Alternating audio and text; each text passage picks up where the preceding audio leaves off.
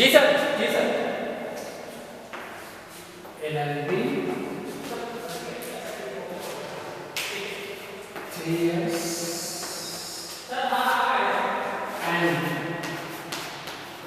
5 years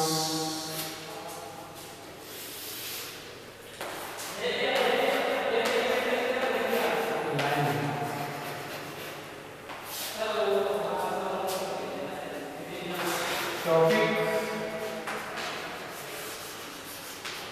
right of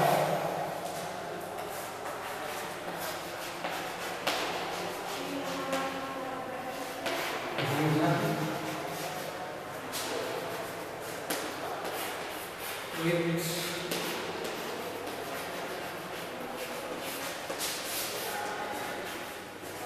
transferable right. भूमिभाग में transfer right इनके right के हम लोग पिछली क्लास में डिस्कस कुछ कर चुके हैं। आज राइट में नेक्स्ट नंबर जो है राइट टू एक्सचेंज।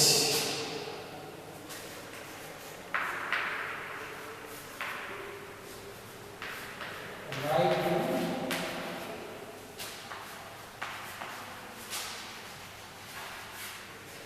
एक्सचेंज। हाँ, ये राइट टू एक्सचेंज विनिमय का अधिकार एक भूमिभाग में ट्रांसफर राइट को जो एक्सचेंज का राइट है वह एक्सचेंज कर सकता है। एक्सचेंज मीन्स क्या होता है, किसको एक्सचेंज कहेंगे कि वस्तु के बदले में वस्तु, वस्तु के बदले में गुड्स के बदले में गुड्स, वस्तु के बदले में वस्तु का आदान प्रदान। यहाँ पर जो है लैंड के बदले में, लैंड के बदले में आदान, लैंड एक्सचेंज। भूमिभाग में ट्रांसफरेबल राइट जो संक्रमणीय अधिकार वाला भूमिभाग है वह अपने भूमि का एक्सचेंज विनिमय किसी दूसरे टेन्योर होल्डर से कर सकता है।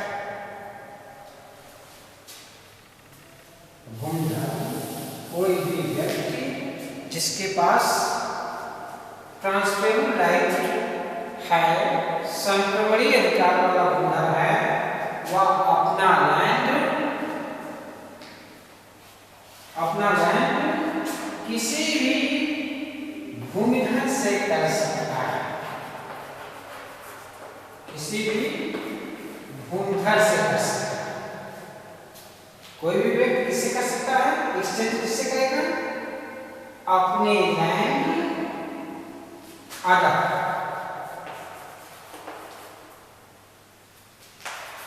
अन्य भूमिधर से कर सकता है। दूसरी चीज और किससे कर सकता है, जो रेवेन्यू कोड के सेक्शन 59 में रेवेन्यू कोड के सेक्शन 59 में जो ग्राम सभा की भूमि है, ग्राम पंचायत की जो भूमि है, इस ग्राम पंचायत जो सेक्शन 59 में बताया गया है कौन सी जमीन ग्राम पंचायत में नहीं होगी, उस ग्राम पंचायत से भी कर सकता है या किसी स्थानीय बोर्ड से भी कर सकता है, किसी लोकल अथॉरिटी से भी कर सकता है। भूमिधर की जब बात करते हैं, जब अदर भूमिधर की बात करते हैं तो भूमिधर में प्रकार के भूधर होते हैं, जो कि हम पिछले क्लास में डिस्कस कर चुके हैं। जब हम भूधर की बात करते हैं तो तीन टाइप्स के भूधर होते हैं। First, ट्रांसमेबुलाइट,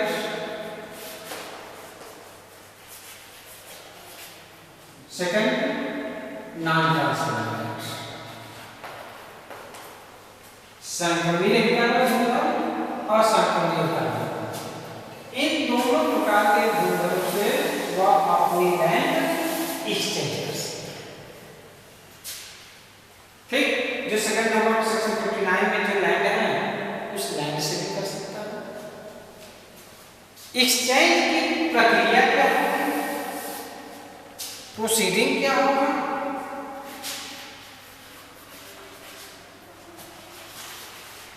proceeding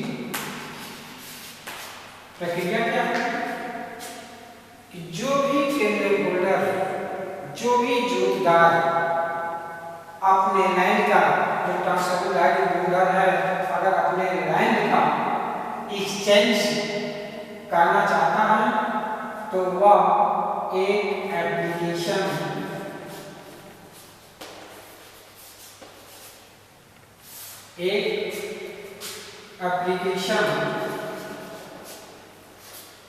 sub divisional officer को देगा, उप जिलाधिकारी को एप्लीकेशन दाखिल करेगा, जिससे वह एक्सचेंज करना चाहता है। उस भूधर का पूरा डिटेल्स देगा, अपना डिटेल्स, एप्लीकेशन में अपना नाम, पिता का नाम, निवास स्थान, जमीन की एरिया, खतौनी संख्या, यह सारे डिटेल्स देगा। और जिससे एक्सचेंज करना चाहता है उस एक्सचेंज पर्सन के उसका नाम, पिता का नाम, एड्रेस, जमीन का टोटल डिटेल्स, फसल नंबर, खतौनी नंबर, कितनी एरिया है, सारा डिटेल्स देगा।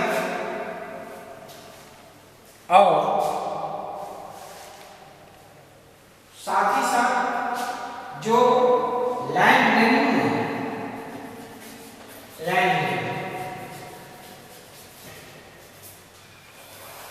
लैंड रेवेन्यू जो एक्सचेंज करना चाहता है, जिससे एक्सचेंज करना चाहता है,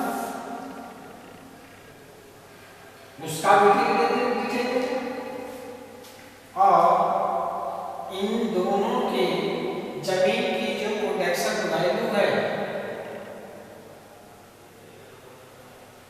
दोनों जमीन की प्रोडक्शन वैल्यू है, उसका भी डिटेल्स। तो लैंड रेवेन्यू में जो दोनों जमीन का जिसे शेयर करना चाहता है 10% से अधिक डिफरेंस नहीं होना चाहिए। इससे अधिक 10% से अधिक डिफरेंस नहीं होना चाहिए। और सब डिविजनल ऑफिसर, उप जिलाधिकारी के आदेश से ही एक्सचेंज किया जाएगा। जब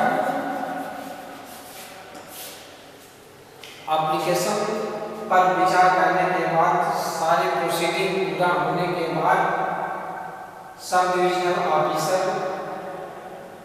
इस निष्कर्ष पर पहुंचता है कि एक्सचेंज किया जाना चाहिए, सारे रिक्वायरमेंट्स फुलफिल हैं, तब उप जिलाधिकारी अपनी अनुज्ञा प्रदान करेगा। अनुज्ञा प्रदान करने का परिणाम क्या होगा, क्या कॉन्सिक्वेंस होगा, परिणाम क्या होगा? परिणाम यह होगा कि जो भी एक्सचेंज किया गया है तो वह दूसरे जमीन पर स्थापित हो जाएगा, उसके राइट भी,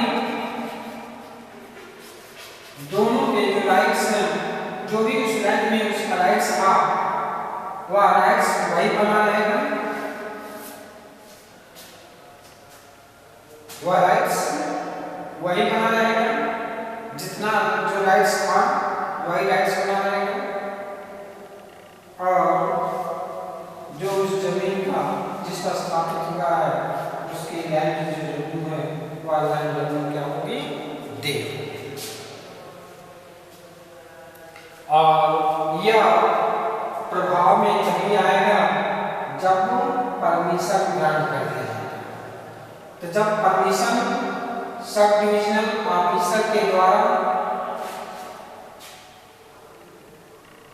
प्रदान कर दिया जाएगा तो सब डिविजनल ऑफिसर उप जिलाधिकारी वार्षिक रजिस्टर में भी शुद्धि करा देगा, संशोधन करा देगा, वार्षिक रजिस्टर में उसको दर्ज और दर्ज कराने के बाद वार्षिक रजिस्टर में संशोधित कर देने के बाद वह लैंड क्या हो जाएगा, एक्सचेंज हो जाएगा।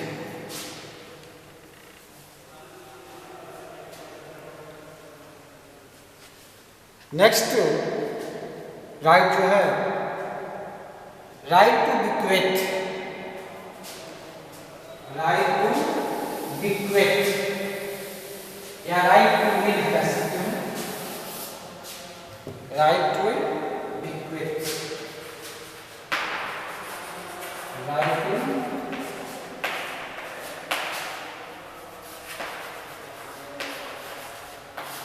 बिक्वेट और विल, वसीयत करने का अधिकार। वसीयत क्या होता है, विल, विक्वेट क्या होता है, एक इच्छा पत्र,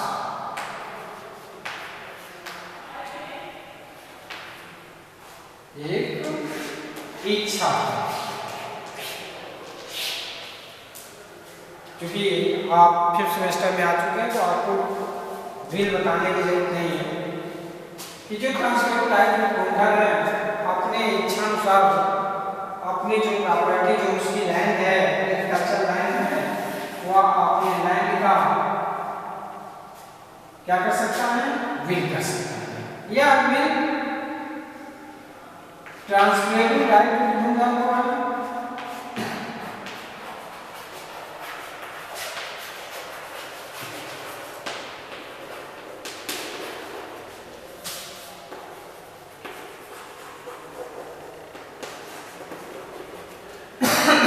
दूसरा आसान है, लेकिन जो नॉन ट्रांसफरेबल है,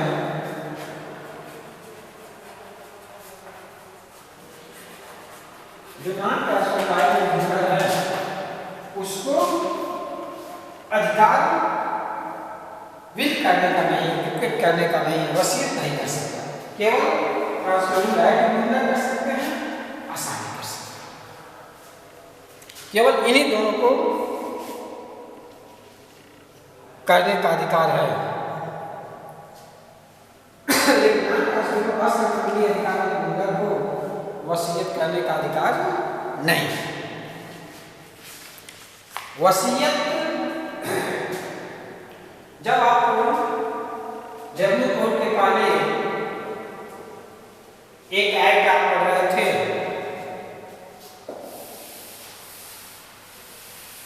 उत्तर प्रदेश सरकारी evolution and land reform act 1950, उसमें भी था, लेकिन 1975 वाली स्थिति कुछ और थी, लेकिन 1975 के बाद मेल और फीमेल दोनों को अपनी प्रॉपर्टी का विल करने का अधिकार है। महिला भी कर सकती है, पुरुष भी कर सकता है। चाहे वह महिला हो पुरुष हो, अपनी पूरी प्रॉपर्टी का या उसके किसी भाग का विल कर सकता है, दोनों को। लेकिन 75 के पहले कुछ और स्थिति थी कि अगर उत्तराधिकार का महिला प्राप्त किए तो वह वसीयत नहीं कर सकती। लेकिन 75 से समाप्त कर दिया गया। अब वह महिला पुरुष दोनों अगर प्रॉपर्टी में उसका अधिकार है तो वह अपने अधिकार का एक्सरसाइज कर सकते हैं, अपने पूरी प्रॉपर्टी का विल कर सकता है या प्रॉपर्टी के किसी भाग का वसीयत कर सकता है। लेकिन कुछ रिस्ट्रिक्शंस भी हैं, प्रतिबंध। इस वसीयत के अधिकार पर कुछ रिस्ट्रिक्शंस हैं, प्रतिबंध है। रिस्ट्रिक्शंस प्रतिबंध भी हैं। कब वसीयत नहीं किया जा सकता? जब भी, अच्छा, वसीयत जब किया जाएगा तो वसीयत का लिखित होना चाहिए, पहली चीज। वसीयत रिटन होनी चाहिए, लिखित। दूसरा, 2 विटनेस होनी चाहिए, 2 साक्षियों द्वारा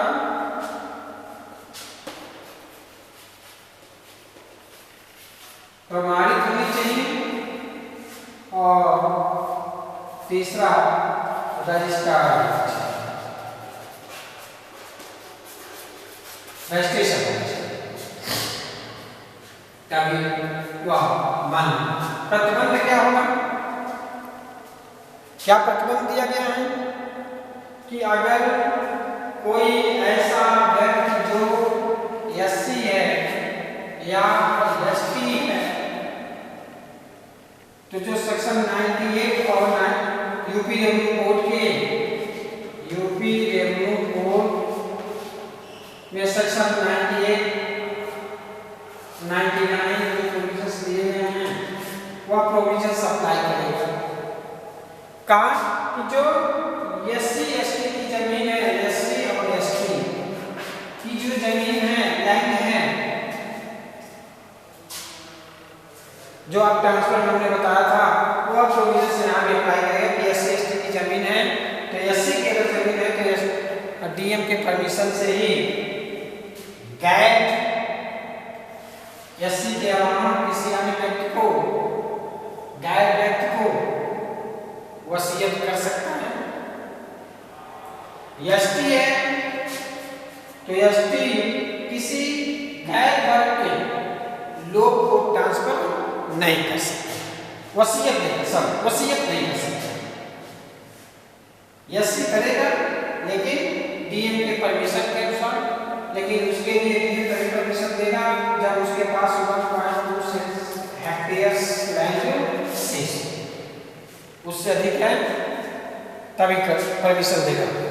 लेकिन एसटी के लिए केवल एसटी को ही कर सकता है, गैर वर्ग के लोगों को वसीयत नहीं कर सकता। अगला जो राइट्स हैं, right to divide the holding, right to divide the holding,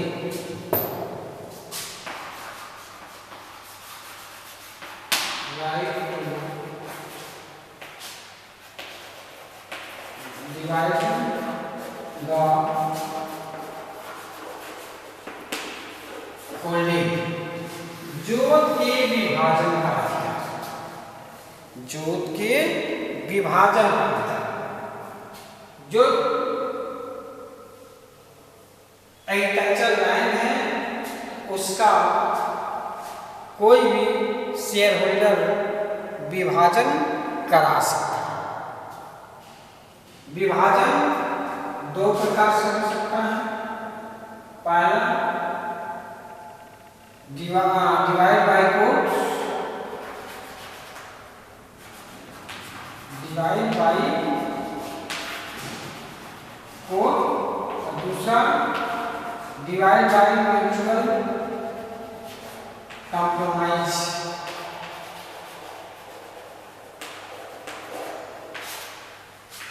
by code भी हो सकता है और आपसी समझौते से भी हो सकता है। दो प्रकार से हो सकता है कि जब आप अपने लाइन का, अगर आप शेयर होल्डर हैं तो आप अपने शेयर का जो आपका अंश है उस अंश का आप विभाजन करा सकते हैं। तो जब आप बाई कोड करेंगे तो बाई कोड करने के लिए जो शेयर होल्डर है, सब टेनेंट है, तो वह सब टेनेंट या शेयर होल्डर एप्लीकेशन दाखिल करके एप्लीकेशन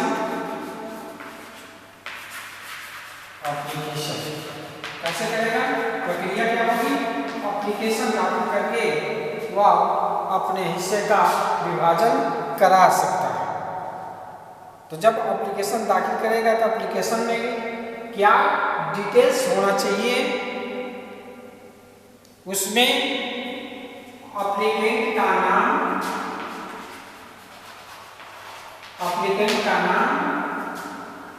फादर नेम,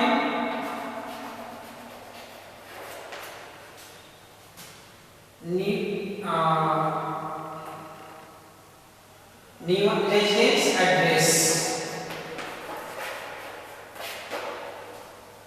निवास स्थान का पता, यह डिटेल होना चाहिए।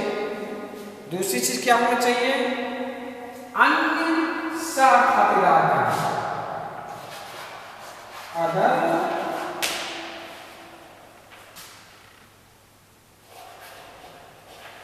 सब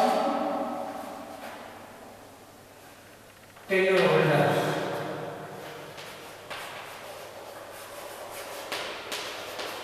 अन्य सब खातेदार का नाम, पिता का नाम, उनके पता, एड्रेस, रेजिडेंस एड्रेस, वह डिटेल्स होना चाहिए।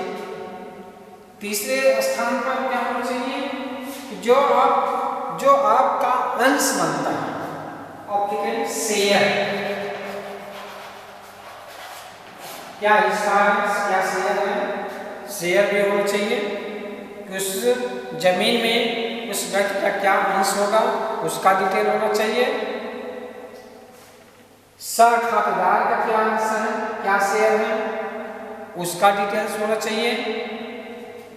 और जो खसरा संख्या है, खतौनी नंबर है, उस खसरा संख्या का दर्ज होना चाहिए। उस जोत का, उस लाइन का क्षेत्रफल क्या है, एरिया क्या है, एरिया भी उसमें दर्शित होना चाहिए, जोत का क्षेत्रफल। नेक्स्ट, किस ग्राम सभा में वो लाइन है, उस ग्राम सभा का नाम, उस ग्राम सभा का नाम होना चाहिए। अगर आपकी लाइन एक, दो या दो से अधिक ग्राम सभा में पड़ती है, उन सभी ग्राम सभा का नाम दर्ज होना चाहिए। और लास्ट स्थान पर, लास्ट नंबर पर लैंड रेवेन्यू, लगान क्या है, लैंड रेवेन्यू क्या है, लैंड रेवेन्यू भी उसमें दर्ज होना चाहिए। पक्ष, यह था एप्लीकेशन दाखिल जमा करेंगे तो इतने चीज, इतने से शर्तें पूरी होनी चाहिए। लेकिन आप पक्षकार किसको बना सकते हैं, पार्टी किसको बना सकते हैं? जितने अलग सब टेनेंट हैं उस सब टेन्योर होल्डर को बना सकते हैं, उस सब टेन्योर होल्डर को बना सकते हैं। प्रतिष्ठा खातेदार को बना सकते हैं, ग्राम सभा को बना सकते हैं, ग्राम पंचायत को बना सकते हैं। जिस ग्राम पंचायत में आपकी जमीन है उस ग्राम पंचायत को बना सकते हैं। अगर आपकी जमीन कई ग्राम पंचायत में पड़ती है, 2 या 2 से अधिक ग्राम पंचायत में पड़ती है, तो सभी ग्राम पंचायत को बना सकते हैं। इसके अलावा आप चाहें तो जो सीपीसी में प्रोविजन किया गया है, सिविल प्रोसीजर कोड, सिविल प्रक्रिया संहिता में जो प्रोविजंस किया गया है कि आर्डर 1 सीपीसी के आर्डर 1 रूल 10 के तहत आप स्टेट गवर्नमेंट को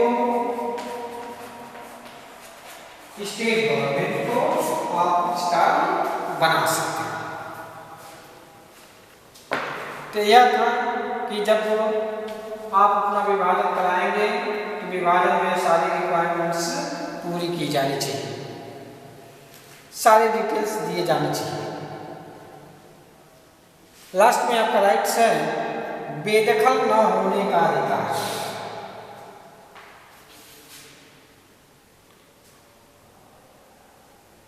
Not to be ejected,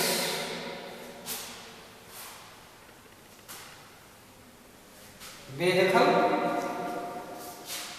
न होने का,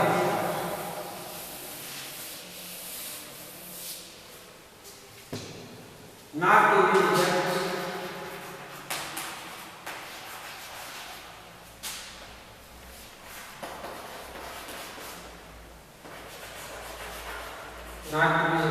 बेदखल न होने का। यह सेक्शन 130 कि किसी भी संक्रमणीय ट्रांसफरेबल राइट होल्डर को बेदखल नहीं किया जा सकता। अगर आपके पास ट्रांसफरेबल राइट है, सुपीरियर क्वालिटी की जो तार है, तो आपको उस लाइन से बेदखल नहीं किया जा सकता है। लेकिन कब उसको बेदखल किया जा सकता है? पहले तो अधिकार है कि उसको बेदखल नहीं किया जा सकता है, कि जो उसका इंटरेस्ट है, उस प्रॉपर्टी में इंटरेस्ट है, उसको बेदखल नहीं किया जा सकता। कब बेदखल किया जा सकता है? कुछ प्रतिबंध है, प्रतिबंध रिस्ट्रिक्शंस। क्या प्रतिबंध है? पालन प्रतिबंध है, रिस्ट्रिक्शन क्या है कि वह व्यक्ति जो संक्रमणीय अधिकार वाला होल्डर है, बिना वारिस छोड़े, संक्रमणीय अधिकार वाला होल्डर है, उसका कोई उत्तराधिकारी नहीं है और उसने अपने प्रॉपर्टी का कोई विल नहीं किया है, कोई वसीयत नहीं किया है, तो मृत्यु होने पर उसका क्या हो जाएगा? समाप्त हो जाएगा। दूसरा, कब कि विधि के प्रावधानों के अनुसार, यानी जब भी अकॉर्डिंग टू लॉ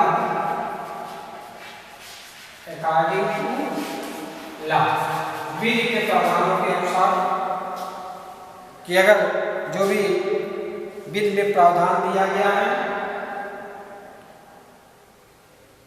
या स्टेट गवर्नमेंट कोई एक्ट पारित करके